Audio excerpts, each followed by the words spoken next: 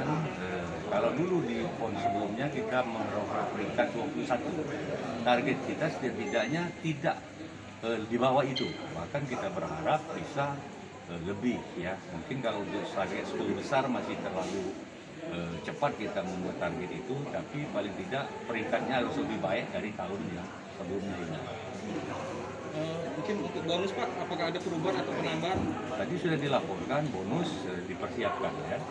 Nanti dalam perhitungannya dilihat nanti beberapa cabang yang dipersiapkan untuk target perolehan medali terutama emas.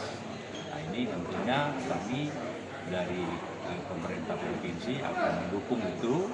Nanti KONI sedang menyusun rencana anggaran yang dibutuhkan keseluruhan nanti bersama Dinas Pemuda Olahraga. Pak, terkait katanya ada pengunduran diri dari Ketua Platda ini, Pak? Sebetulnya dalam pelaksanaan Platda itu siapapun bisa, ya, tidak artinya dalam konteks pengunduran diri ya. Ini baru persiapan pemusatan pelatihan. Artinya dalam pemusatan pelatihan ini menjadi bagian bagaimana KONI nanti menempatkan atau berkoordinasi untuk siapa yang akan memanajer pemusatan ini. Saya kira tidak ada kendala. Oke, Pak.